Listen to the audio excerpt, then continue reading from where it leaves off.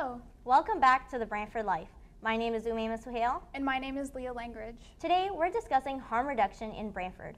The Canadian Mental Health Association says this includes practices, public health policies, and various supports put in place to lessen any health and social harms that come with addiction and substance abuse, all without needing people to completely stop using those substances. Throughout our show, make sure to use our comment section in the live chat, and we'll be reading some comments at the end.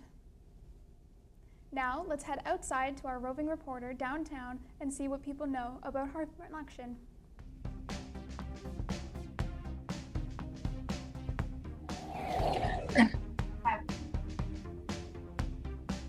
Awesome. Thank you, studio. Today I am joined by Fatima to talk a little bit more about harm reduction. So my first question, Fatima, do you know what the most common drug used worldwide is? So I think the cocaine. Okay. Yeah. It's actually marijuana. Oh, That's the most one. Why did you think cocaine though? When I am a student from mental health and substance use, Mm-hmm. we mostly, learn about cocaine. That's why. Fair enough. And also, as I am from a background, where there is no use of any drugs, it's complete abstinence. Mhm. So that gonna be an influence. For sure. Well, it is marijuana worldwide. Cocaine is top up there. So, as a mental health and substance abuse student, do you know what harm reduction is? Yeah, definitely. Yeah. And what are your thoughts on harm reduction, like locally, like in Brantford and like safe injection sites? Do you think it's a good idea? Yeah, definitely, it is. So when I have started my course, what I was thinking, I was completely against the harm reduction for sure. When I came to know more about it, when I have understood what it what it's really meaning, then I really like what's the purpose of it. So it definitely change that is making the harm reduction in the lives of people. That is really amazing. So when it comes to where safe injection sites or whatever it is, even the complete abstinence. So step by any spectrum gonna change a lot of the usage of harm, the drugs in the community. So what is happening here is most of the people who falling into the use of the the drugs. It's mainly not because of the reason of that only that person, For sure. because of so many reasons, because of so many community or the economy, or we can say a lot of things. So we should just understand when it comes to there is no reason for the person.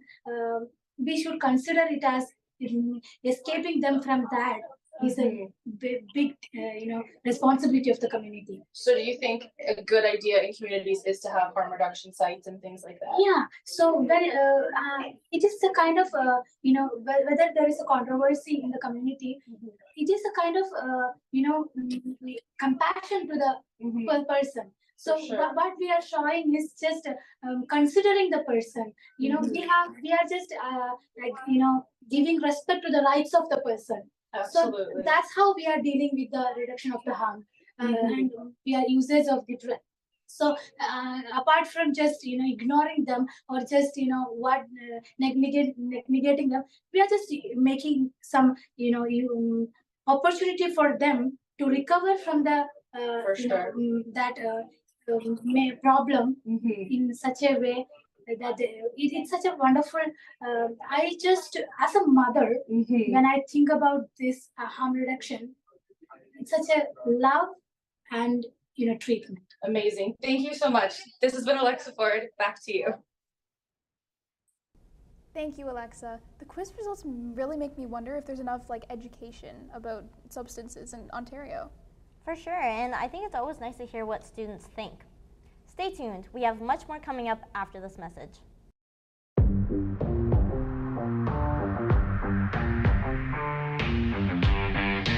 The School of Creative Industries at Conestoga College.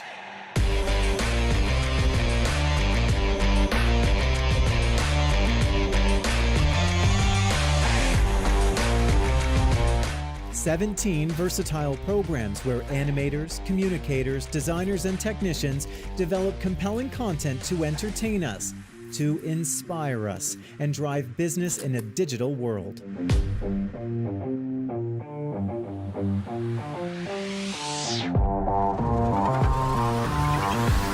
Developing immersive environments, dynamic designs, and interactive experiences, our students are contributing to a growing sector of the economy.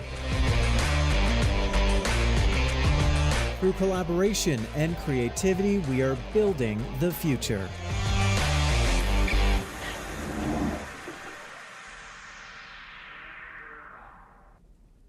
Today, we have a guest joining us in the studio. Victoria Blagden, a second-year criminology student at Wilfrid Laurier University, is here to help us learn more about harm reduction. Thank you for joining us today, Victoria. Thank you so much for coming in. So, like, a short notice as well. Would you mind just introducing yourself to our audience? Hi, I'm Victoria Blagden. I'm a second-year criminology student at Wilfrid Laurier on the Brantford campus. So, what do you learn on harm reduction as a criminology student? So as a criminology student, there is a lot of focus on theories. So we focus a lot on like the Chicago School of Theories, subcultural theories, conflict. There's not as much education on things like philosophies behind like harm reduction. So it's a lot of theories based, not a lot of philosophy based. Understandable. So what are the biggest challenges in harm reduction, do you think? So one of, like a main challenge of harm reduction is just societal views on crime. So there's a big theory that explains it called not in my back door. So it's explaining how people don't want crime in their back door, obviously, but that prevents a lot of harm reduction policies being put in place, as they don't want safe injection sites in like their community because they think it will draw crime towards them. So again, the main just big challenge is just societal views on crime. I see. Should it be mandatory for people to learn how to use resources such as like naloxone in like a high school health class, do you say? I think it is important. It's kind of just like learning CPR or learning just basic health practices. It's something that could not only save like a friend or just somebody out on the street. So I think it is important to learn some form of naloxone. So. I agree. Is there anything else you would like to mention on the topic of harm reduction? Focusing on social policies around harm reduction is important to be able to help the people in these situations. So just be mindful of what you're thinking and how you're thinking it based on perceptions of people. Okay, great. Well, thank you so much for joining us today. And it's back to you, Amima. Thank you, Leah. It's always great to have a deeper look into what students are learning about in terms of harm reduction in university, but then also what they think. Here's another report from Tasharka on harm reduction services in Brantford.